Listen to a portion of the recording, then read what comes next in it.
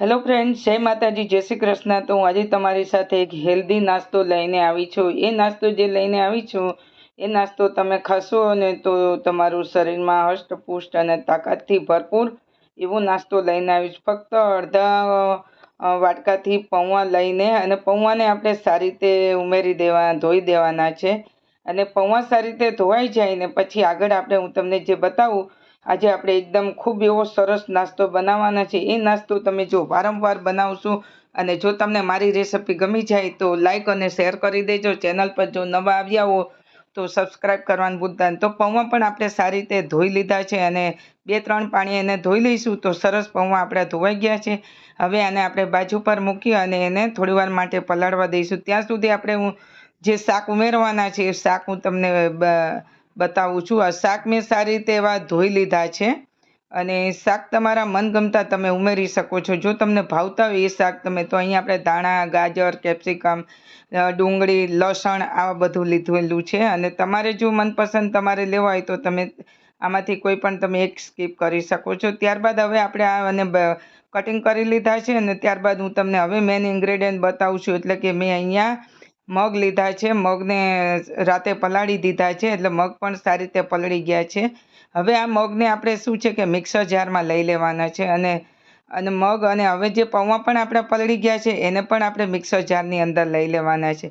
હવે આપણે આ જે પૌવા અને મગને છે ને એની અંદર હવે આપણે મસાલા કરીશું। મસાલામાં એટલે શું છે કે થોડું તીખાશ પડતા આપણે અહીંયા લઈ લીધું છે। મેં 1 કપ છાશ લીધી છે।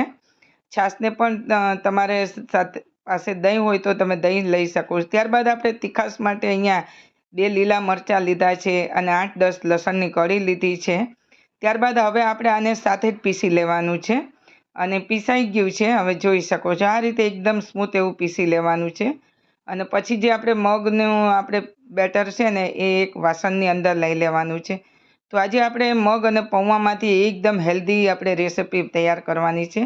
ત્યારબાદ આપણે બધા શાક કાપેલા છે એ અંદર આપણે એને ઉમેરી દેવાના છે। તો હવે આપણે બીજા મસાલા કરીશું, ત્યાં સુધી હું તમને બતાવું છું। મસાલામાં સૂકા મસાલામાં અહીંયા જીરું લીધું છે, લાલ મરચું પાવડર લીધું છે, ત્યારબાદ આપણે સ્વાદ અનુસાર મીઠું લીધું છે।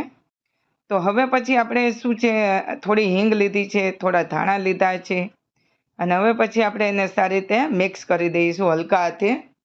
બહુ એકદમ વજન દઈને નહીં મિક્સ કરવા, નહીંતર વેજીટેબલ આપણું પાણી પણ છોડશે અંદર, એટલે આપણે બહુ પાણી અંદર ઉમેરવાની જરૂર નથી। 1 કપ છાશ ઉમેરીને આપણે આ બેટર તૈયાર કરેલું છે। ત્યારબાદ આપણે એક પેન લઈશું, પેનની અંદર તેલ લગાવી દઈશું અને સારી રીતે આપણે તેલ લગાવી દીધું છે, ફક્ત 1 ચમચ જેટલું। બહુ જ ઓછા તેલમાં હેલ્ધી નાસ્તો એટલે કે મગનો હાઈ પ્રોટીનથી ભરપૂર એવો। તો આપણે બધું જ બેટર લઈ લઈશું એક સાથે। જો તમારે નાના નાના ઉતારવા હોય પેન તો પણ તમે નાના નાના પણ ઉતારી શકો છો, પણ અહીંયા એક સાથે આપણે ઉમેરી દઈશું એટલે નાસ્તો આપણો એકદમ સરસ રેડી થઈ જાય, ખાવાની પણ ખૂબ મજા આવે। તો હવે અહીંયા આપણે ઢાંકી અને ખોલી લીધું છે। ત્યારબાદ આપણે હવે એને ઉલટ પુલટ કરી દીધો છે અને તમારાથી એક સાથે ન પલટે ને તો આ બીજું એક વાસણ લઈને એનાથી પલટી દે તો બંને સાઈડ આપણો મગનો નાસ્તો શેકાઈ ગયો છે। ઉપર થોડા તલનો છંટકાવ કરેલો હતો જ્યારે બનતો હતો ત્યારે। તો આ રીતે તમે મગનો હેલ્ધી નાસ્તો બનાવી શકો છો। જો તમારે પૌવા ના ઉમેરવો હોય તો તમે ચોખા પણ અંદર નાખી શકો છો। તો આ રીતે આપણે આજે બનાવ્યો છે મગનો હેલ્ધી નાસ્તો। તો ફ્રેન્ડ્સ, રેસિપી પસંદ આવી જાય તો આજનો વિડીયો અહીંયા આપણે ખતમ કરીશું। કાલે ફરી મળીશું આપણે નવી રેસિપી સાથે, ત્યાં સુધી જોતા રહેજો। તો તૈયાર છે આપણા મગનો હેલ્ધી નાસ્તો। તો આને તમે ચટણી સાથે છે કે સોસ સાથે તમે ખાઓ એટલે ખાવાની ખૂબ મજા આવે। તો છે ને એકદમ ઓછા તેલમાં બની જાય તેવો આ મગનો હેલ્ધી નાસ્તો। તો ફ્રેન્ડ્સ, વિડીયો પસંદ ના આવે એ પહેલાં તમે એક લાઈક કરી દેજો, તમારા ફ્રેન્ડ્સ અને ફેમિલીમાં શેર કરજો। ફરી પાછા આપણે મળીશું નવી રેસિપી લઈને આવીએ, ત્યાં સુધી જય માતાજી, જય શ્રી કૃષ્ણ, જય હિન્દ, જય ભારત।